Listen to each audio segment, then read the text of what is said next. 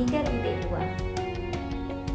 Jika diibaratkan sebuah ekosistem, sekolah adalah sebuah bentuk interaksi antara faktor biotik atau unsur yang hidup dan abiotik, yaitu unsur yang tidak hidup. Kedua unsur ini saling berinteraksi satu sama lain, sehingga mampu menciptakan hubungan yang selaras dan harmonis. Dalam ekosistem sekolah, faktor-faktor biotik akan saling mempengaruhi dan membutuhkan keterlibatan aktif satu sama lainnya. Faktor-faktor biotik yang ada dalam ekosistem sekolah diantaranya adalah murid, guru, kepala sekolah, orang tua, dan yang lain-lain. Selain faktor-faktor biotik yang sudah disebutkan, faktor-faktor abiotik juga berperan aktif dalam menunjang keberhasilan proses pembelajaran. Di antaranya adalah sarana dan prasarana, juga lingkungan alam. Pendekatan dapat dikatakan sebagai cara pandang atau cara berpikir kita melihat sesuatu. Dalam konteks ini, pendekatan berbasis aset atau berbasis masalah berarti bagaimana kita memandang sumber daya sekolah. Apakah dianggap sebagai aset ataukah sebagai masalah? Pendekatan berbasis kekurangan atau masalah akan memusatkan perhatian kita pada apa yang mengganggu, apa yang kurang, dan apa yang tidak berfungsi dengan baik. Kita mengeluhkan banyak fasilitas sekolah yang tidak berfungsi baik, atau buku ajar yang tidak lengkap, ataupun sekolah yang tidak memiliki laboratorium. Kekurangan yang dimiliki ini mendorong cara berpikir negatif, sehingga fokus kita adalah bagaimana mengatasi semua kekurangan atau apa yang menghalangi tercapainya kesuksesan yang ingin diraih. Semakin lama, secara tidak sadar kita menjadi seseorang yang tidak nyaman dan curiga, yang dapat menjadikan kita buta terhadap potensi dan peluang yang ada di sekitar. Sedangkan pendekatan berbasis aset adalah pendekatan dengan mengenali hal-hal positif dalam kehidupan. Dengan menggunakan kekuatan sebagai tumpuan berpikir, kita diajar untuk memusatkan perhatian pada apa yang sudah berjalan dengan baik, yang menjadi inspirasi, juga yang menjadi kekuatan atau potensi yang positif. Nah, jika seperti itu, pendekatan atau cara berpikir mana yang akan kita pilih? Pendekatan berbasis aset ini juga digunakan sebagai dasar paradigma inquiry apresiatif atau yang biasa kita sebut IA, yang sudah dibahas pada modul sebelumnya, yaitu modul 1.3. Paradigma IA ini percaya bahwa setiap orang memiliki inti positif yang dapat memberikan kontribusi pada keberhasilan. Inti positif ini merupakan potensi dan aset organisasi.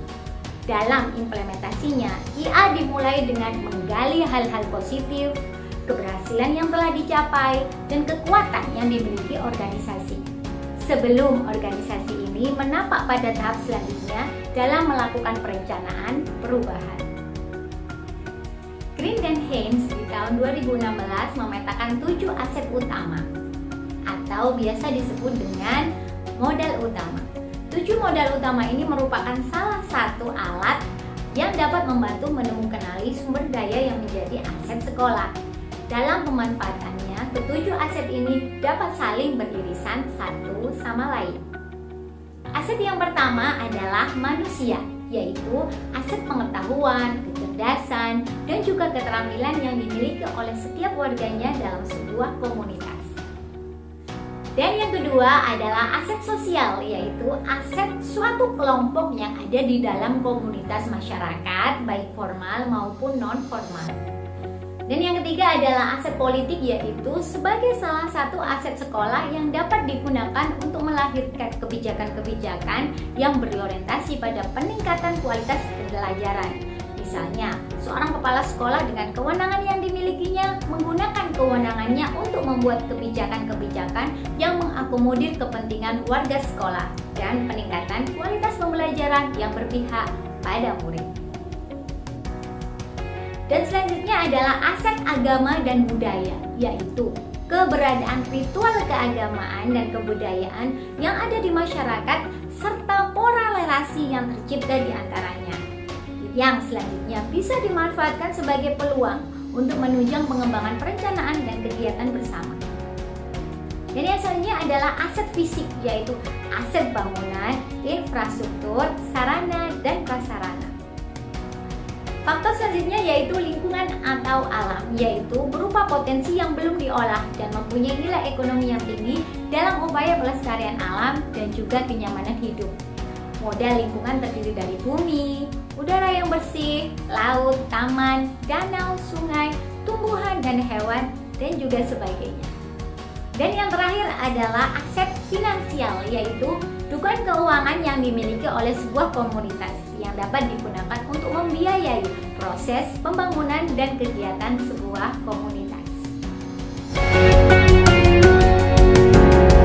Dulu saya selalu berpikir pada masalah yang saya hadapi. Sekarang saya berusaha fokus pada aset atau kekuatan yang saya miliki. Dulu saya selalu berkutat pada masalah utama. Sekarang saya membayangkan bagaimana masa depan nantinya. Dulu saya selalu mengidentifikasi kekurangan atau kebutuhan yang harus saya penuhi, atau selalu bertanya, apa yang masih kurang?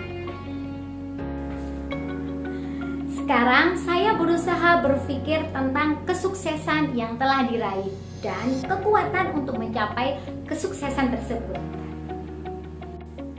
Menjadikan sekolah sebagai komunitas yang sehat dan tangguh dapat dilakukan dengan beberapa cara. Yang pertama yaitu mempraktikkan dialog berkelanjutan dan partisipasi anggota masyarakat, yaitu bagaimana dialog berkelanjutan terjadi yang sekaligus mendorong perilaku yang menghargai keragaman antar warga sekolah demi masa depan murid-murid. Dan yang kedua adalah menumbuhkan komitmen terhadap tempat, yaitu bagaimana memperkuat komitmen warga sekolah untuk saling bergotong royong demi kemajuan murid-murid. Dan yang ketiga adalah membangun koneksi dan kolaborasi, yaitu mendorong perencanaan dan tindakan dilakukan secara kolaboratif, baik hubungan maupun jejaring antar warga sekolah, masyarakat sekitar, organisasi yang ada, dan aset lainnya.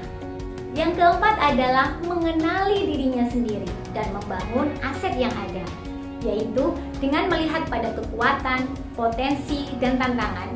Kita harus bisa fokus pada pembangunan sumber daya yang tersedia, kapasitas yang kita miliki, serta kekuatan dan aspirasi yang sudah ada. Yang kelima adalah membentuk masa depan, yaitu sekolah menciptakan visi sebagai perwakilan dari cita-cita yang ingin diwujudkan pada murid-muridnya. Dan yang keenam adalah bertindak dengan obsesi ide dan peluang, yaitu perilaku yang mendorong pencarian tanpa akhir untuk ide-ide baru dan tepat, daripada menanyakan ada masalah apa dan bagaimana memperbaikinya. Lebih baik kita bertanya apa yang telah berhasil kita lakukan dan bagaimana mengupayakannya sehingga lebih baik lagi.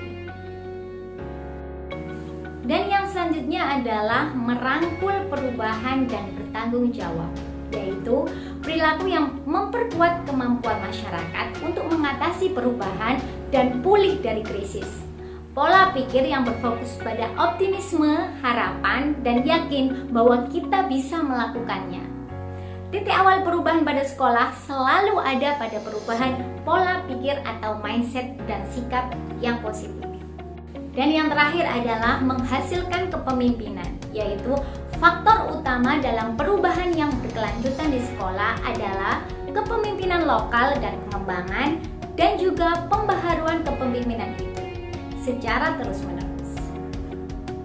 Cooper Ryder dan Whitney tahun 2005 mengatakan bahwa saat ini kita hidup pada zaman yang membutuhkan mata yang dapat melihat dan mengungkap hal yang baik dan benar. Mata yang mampu membukakan kemungkinan perbaikan dan memberikan apresiasi atas hal yang sudah berjalan baik. Bila sebuah organisasi lebih banyak membangun sisi positif yang dimilikinya, maka kekuatan sumber daya manusia dalam organisasi tersebut dipastikan akan meningkat. Dan kemudian organisasi akan berkembang secara berkelanjutan.